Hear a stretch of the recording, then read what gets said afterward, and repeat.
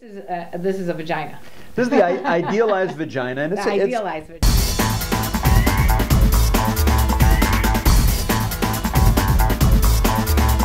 Welcome to Love Encore. I'm Karen, your host, and I have the renowned Dr. Otto Placik with me today. He's a board-certified plastic surgeon. Today, it's very hot outside here in Chicago, and we have some really hot topics to talk about. Because a big part of what you do has to do with designer vaginas, something that I think was unheard of back, what, 10 years ago? Exactly. Designer vaginas is the media term. Okay. What we like to professionally call it is cosmetic gynecology or aesthetic vaginal surgery or female genital surgery. Yes. There's many different procedures. So do you want to bring out your model here? Now yes. I think it's a good time as any. So we'll talk about, this is a very simplified model that's used by tattoo artists and piercing artists to demonstrate the different anatomy. And it keeps it very simplified, and this is very idealized. But this would be the clitoral hood. This is the clitoris right in here. This is the labia minora, or the inner lips, and this is the labia majora, which is the outer lips.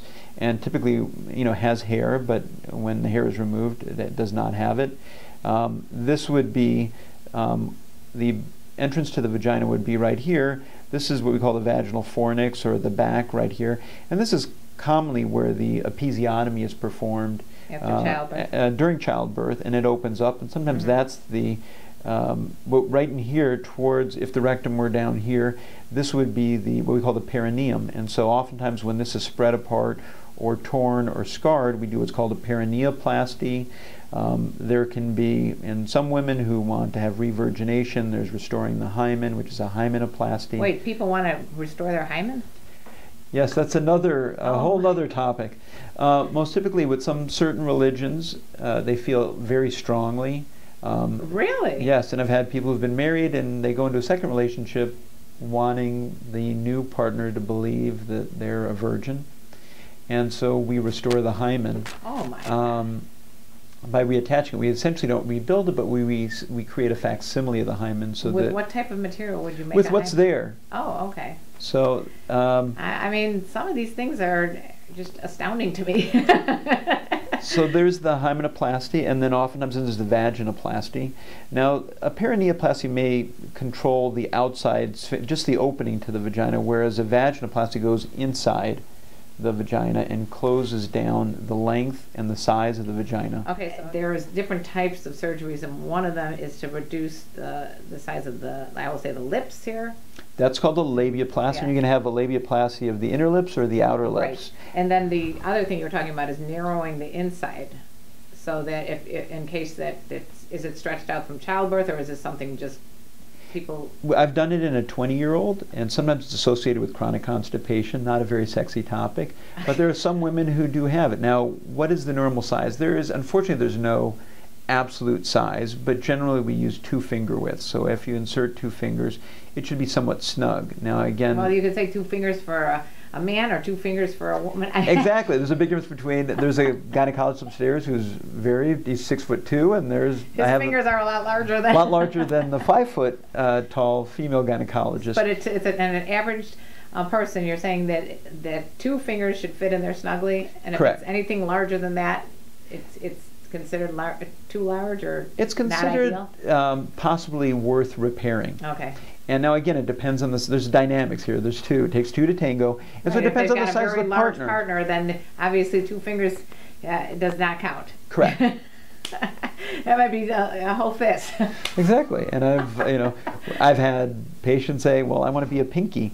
I don't want to be 2 fingers." So now there's risk to that. And so the males or the females saying that they want the pinky? The female. Oh, really? Yes, okay. Trying to please her partner. And again, that comes down to a very serious conversation about saying, that is not medically advisable. Right. And because being too tight can be a problem as well. And especially if she gets a larger partner next time. Exactly. And there are conditions where actually some women have very painful vaginal muscle contractions. We call that vaginismus. And they benefit from Botox injections. Wow. So the more you get into this, the more details there are about the procedure. Do people actually want do they want it widened as well, or is it mostly tightening? It's mainly tightening.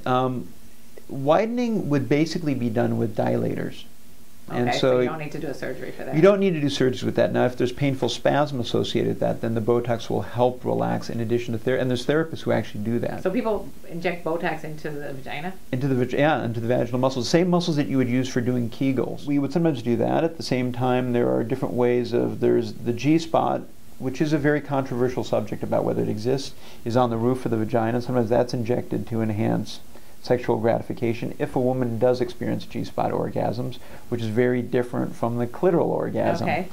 And so to some degree we are doing several part of these, a few of these, and we're doing various combinations of these. And then there's even women who have had a lot of weight gain, weight loss, even have a very full mons pubis, especially if they've had a C-section that will sometimes drop the mons, and they will have to lift that up. So in some situations we're actually doing a, or even a suspension. So that's where it's like, it's almost like the stomach is hanging over the... Well, it's actually that hair-bearing part just right below, it's not even the stomach, it's a separate part. Oh, okay, underneath the belly button and above the vagina.